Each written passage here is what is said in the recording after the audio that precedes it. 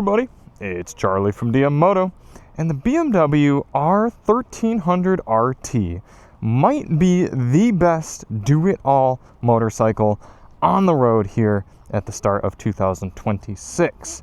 Now, I say on the road because obviously this is not the off-road version of the R1300. That would be the GS, which is also an incredibly capable motorcycle if you plan on taking these two wheels into the dirt. But if you're a road rider and you like to do big miles, you like to do higher speed riding, you like to carry a passenger, you like to ride safe, whatever it might be, you'd be incredibly impressed with how well the R1300 RT handles it, as I have been over the last month and a half or so that I've had this motorcycle. Most of you watching this video are probably in the know of this bike. You either own an older RT or you're in the market for it. Maybe you own this one right here, in which case, kudos, because this is a pretty darn cool bike. But for any of you who are not quite aware, this is a boxer twin, technically touring motorcycle, but I see it as so much more than that after spending significant time with it. It comes in right under 700 pounds or so with the optional top box here. And this one, as you're looking at it, just over $30,000. Now, yes, that is a lot of money to spend on a machine that only has two wheels. However, I would go as far as to argue this is the most technologically advanced motorcycle on the market and one of the best to ride in so many different riding situations. So today we're going to talk about everything this R1300 RT offers and take it out for a ride and talk about what makes it so good out on the street. So first of all, this one, as you're seeing it, I'm just going to look at the build sheet here because it's got so much to go through. You're seeing it in racing blue metallic. There are also a few other color options that are available, including the white that essentially makes this look like the cop bike, because the RT is the bike that the California Highway Patrol here use and most other jurisdictions. It's coming with the Impulse package for $7,000. It's given us stuff like the forged handlebar, different wheels, the Ride Modes Pro variable slipstream deflectors right here that pop up and legitimately make this significantly warmer out at higher speeds. We're doing the daily commuter ride on this bike in the rain, and I pulled those up and barely got any water on my legs. It was pretty impressive. Sport brakes, Headlight Pro, audio system with radio, LED auxiliary lights down there, which are particularly bright. The center stand, the variable luggage system, that's what I'm going to show you here in a moment. That's pretty darn cool. Riding assistant, central locking system, etc. Also coming with the Comfort Passenger package, which gives the top case and carrier and comfort rider and passenger seats. I got to say, these seats are incredibly comfortable and they're heated, and it also heats this backrest, which is pretty darn cool. I put my wife on the back of this motorcycle for the first time in almost 2 years since before the thought of our daughter, essentially, and she had a fantastic time on the back of this bike. It was comfortable, it was fun. The only thing she pointed out is that it would be nice if these handles were a little bit higher. She did say she was overall more comfortable on the K1600 Grand America that we had a few years ago, but all things considered, she liked the bike. She just didn't particularly love where these grab handles were.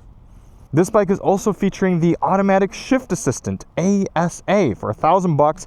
It's an automatic motorcycle. So we're going to talk about that a little bit on the road here, but we also have a dedicated review comparing this automatic transmission to Honda's dual clutch automatic transmission on the NT1100. So if you really want to see how those work, check the link below for our full kind of comparison ride and breakdown of those. So grand total, $33,000 American for this motorcycle, but you choose without some of those packages, you can be much closer to $20,000. I guess after destination, $23,000 base price for this bike. Yeah, so let's get into it. Again, I think it looks fantastic. We have an automatically, or I should say power adjusted windscreen here. We'll see when we're on the road. These mirrors are very intelligently designed here to also double as wind deflectors for your hands, so you don't really get wind on your hands. We got the Boxer Twin giving us 145 horsepower and 110 pound-feet of torque. It's not my favorite engine. I'm just going to get out there and say it right now. I prefer the inline six and the K1600 by a long shot. I like the power delivery of this motor. I think it's plenty of power for this bike.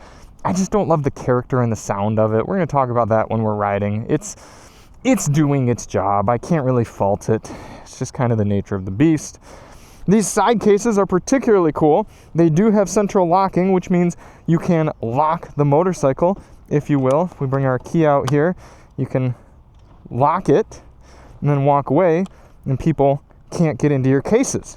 Pretty darn cool there. And then come up, unlock it, and then all these cases can pop open.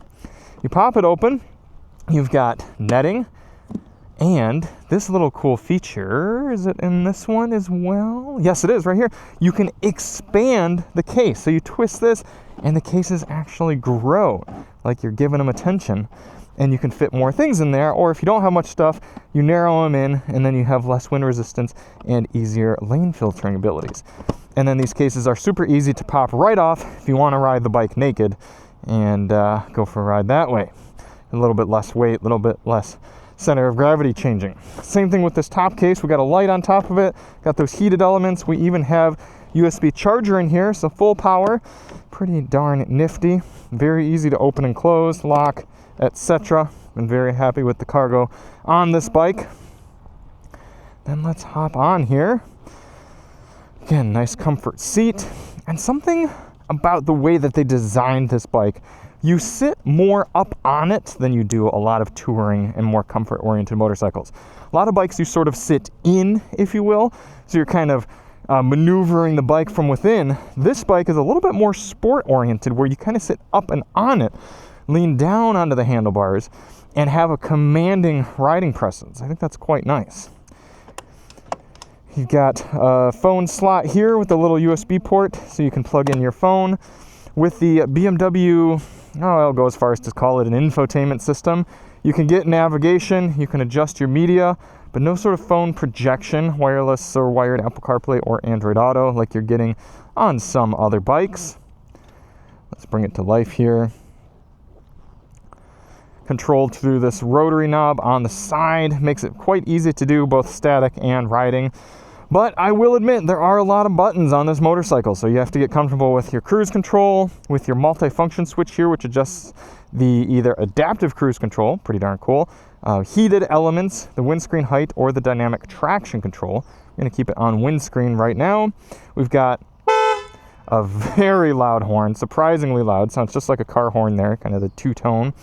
Blinkers, adjustability elements there. This SOS, which is pretty darn cool, I actually dropped the 1300 GS when we had it off-road, and the SOS system started beeping and said if I don't press this button to cancel it out, it was going to contact emergency services automatically for me. So it's pretty darn cool. If you have an accident and you're unable to contact emergency services, the bike will do so for you. Or obviously you can flip this open, press it on your own. You got ride modes and the power button right here. Bring it back to life, brake in,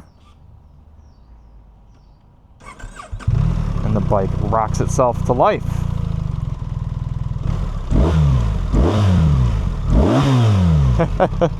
It's got a throaty element to it, I will admit.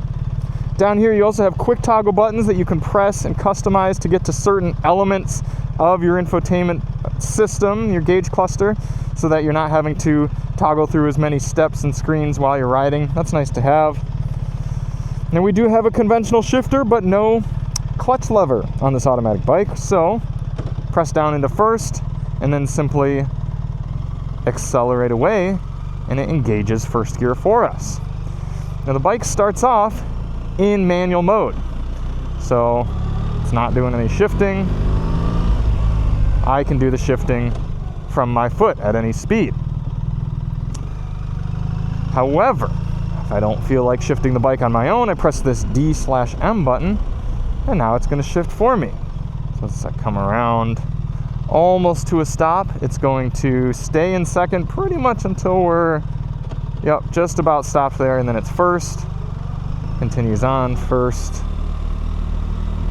and then about 20 miles per hour, shifts into second.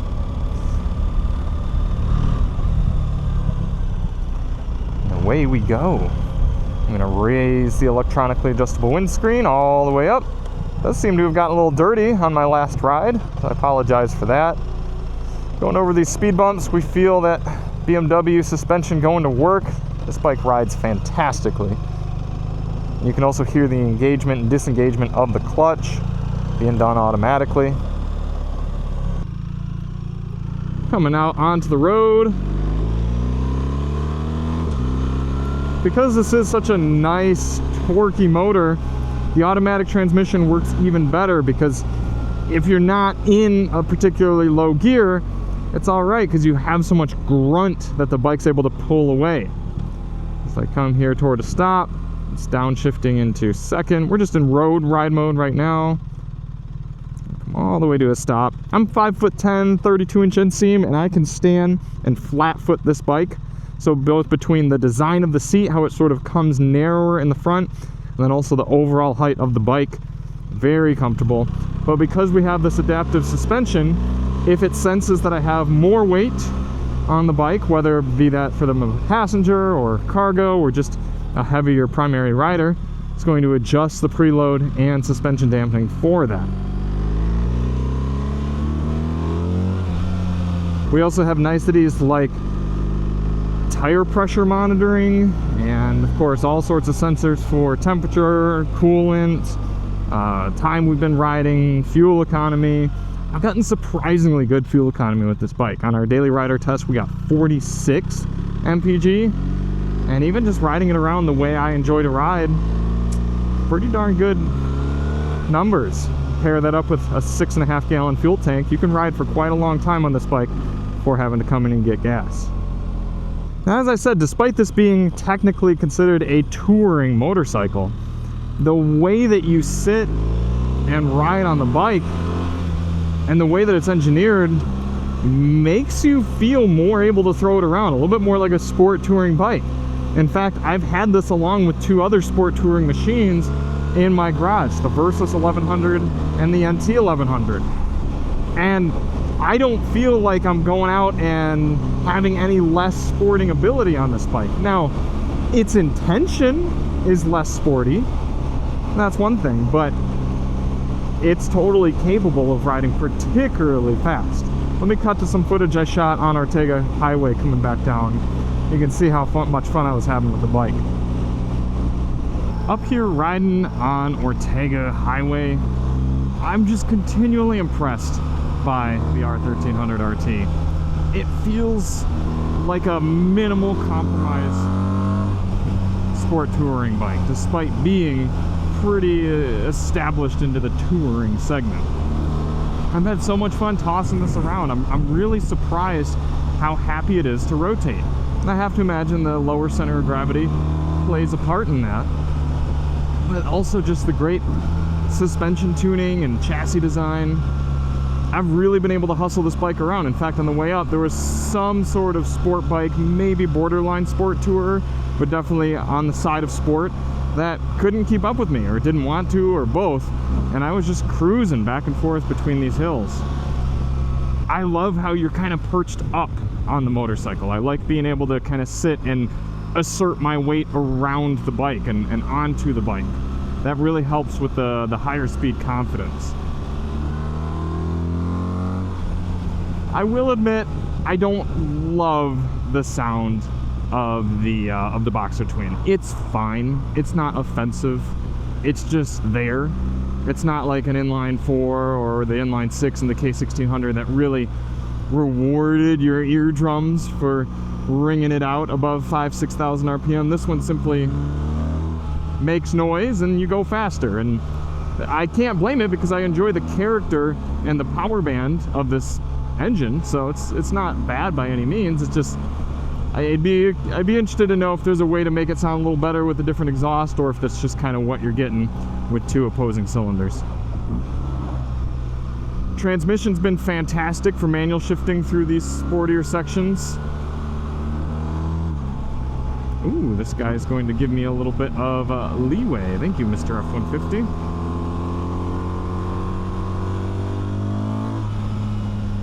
Got it in Dynamic Pro.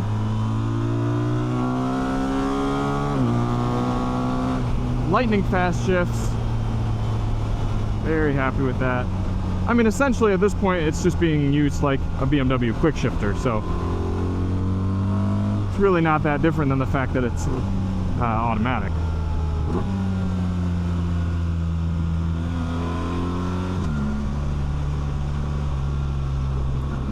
Suspension's still not harsh, even in Dynamic Pro. It firms up a little bit, but it all feels coherent to the bike. Nothing feels like, that doesn't fit. It's like, oh no, this makes sense. This all works as a together package. And the lean angle is pretty darn good. I don't have a lean angle gauge going, but I mean, I'm really getting it down absolutely far enough for my comfort level. I don't think I've ever scraped peg on this bike, and that's not without trying. I mean, I'm really tossing it through these corners. It's got a lot of clearance.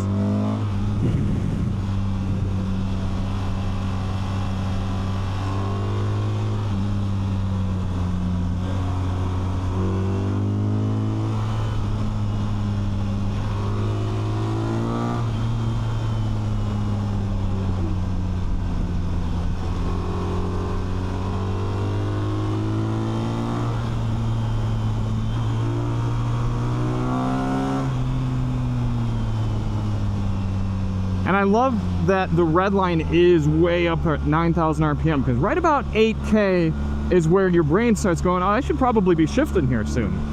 But you still have about 1,000 RPM of run out to go, and it makes it so you're not running into the rev limiter before you have to shift. Now you do feel a little bit of power drop off, but that's fine. Now, up here on the highway, you do have to be pretty darn careful, because between the large windshield, the expert wind design, and the calm nature of the bike, it masks speed so well, and you'll find yourself going way above posted speed limits. I mean, even right now, I'm cruising 10 above, I could hardly notice. I mean, I had Alyssa on the back. We were riding spiritedly the other day. I was going almost triple-digit speeds cruising down the highway, and we were both comfortable. The suspension, handling everything very well. Very, very German in that regard. Very refined and comfortable and well made for high speeds.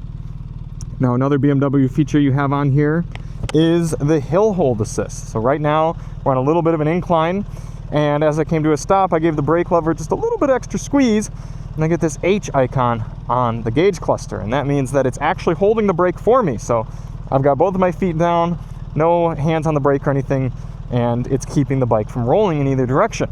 Now, you can disengage that in two different ways. One, if I simply roll on the accelerator to get going, it will release, and especially considering this is an automatic, that feels very natural. But also, if you don't like that little bit of hesitation, you squeeze the brake lever once again, it flashes, and now the bike is rolling. So now that I see the light's about to turn green, I have that off, and there we go. Roll away as normal.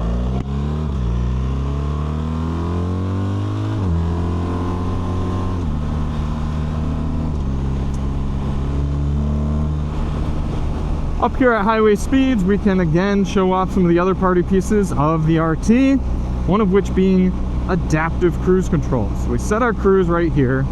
That's not anything revolutionary, having cruise control on a motorcycle, but, and we'll have to actually wait for a little bit more traffic, so why don't we just take this opportunity to switch into Dynamic Pro and open it up a little bit. Now, this is one qualm I do have, however. In automatic mode, even in Dynamic Pro, alright, that time it downshifted, but you saw the first time it only downshifted one gear. I would have liked more downshift. But man, does this thing pull. Again, I don't love the sound of that engine up at those speeds, but it does pull. And I can put it into manual mode and just shift myself.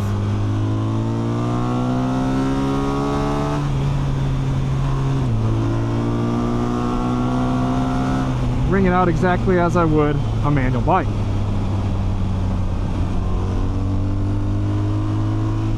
And I love that BMW has gone with a foot shifter for this motorcycle.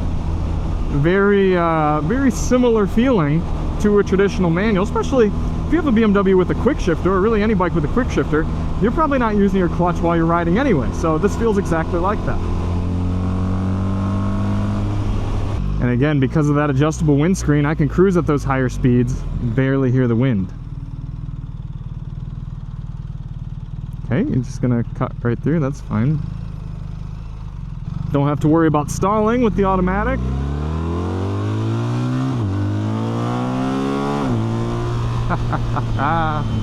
Alright, now let's demonstrate that adaptive cruise control. Right here, set. I'm gonna put it up to, let's go 80 miles per hour. So the cruise is set at 80, but it's following the car in front of me at 71. Now if that car slows down, it's gonna slow down for me. If that car speeds up, it's gonna speed up for me. And you can adjust your desired following distance and turn that off if you don't want to use it. But very, very nice for kind of two-lane road environments where you're just cruising along. Maybe the speed limit's 55, you have it set at 60, and you're just following a nice comfortable distance from the cars in front of you. You're getting to do a little bit of sightseeing. Then we also have forward collision warning. So if all of a sudden that car were to brake really hard or have an accident and I weren't paying attention, even with the cruise off, it would flash at me and dip the brakes a little bit. And then we also have lane departure warning, no, blind spot monitoring. So right there, oh, it actually didn't come up right there. That's interesting. Typically, when a car is in your blind spot, it will give a little indicator light to show you that the car is there. And then if you turn your blinker on, try to change lanes while the car is in your blind spot, it'll flash it. I don't know why it didn't come up there. That's interesting.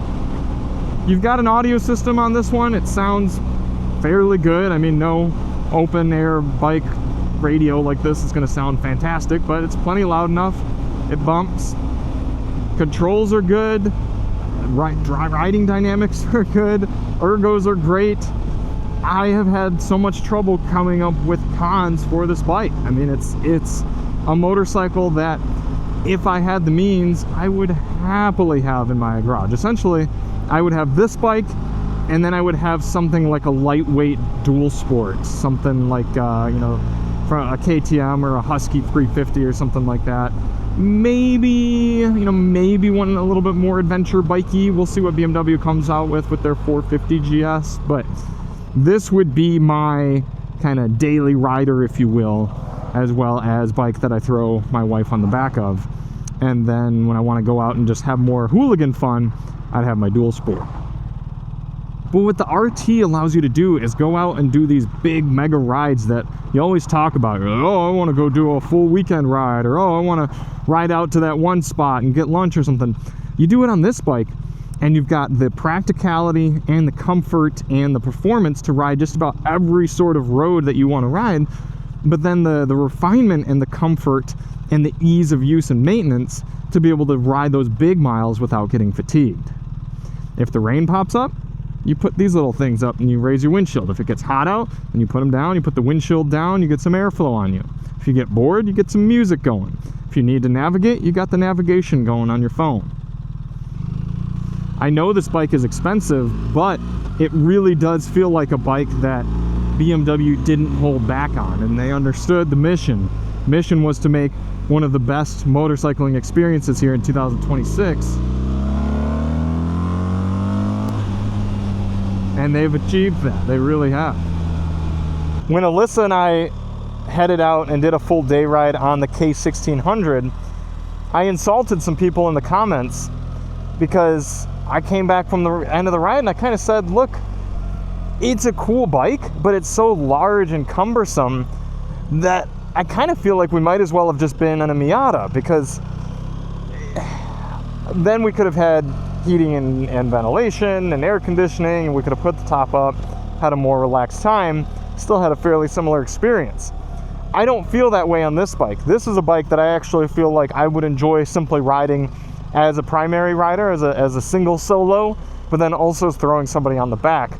And I'm still getting more of that motorcycle ethos and experience as opposed to something like the K1600 that just a little bit more heavy and cumbersome and takes away from what it means to be on two wheels.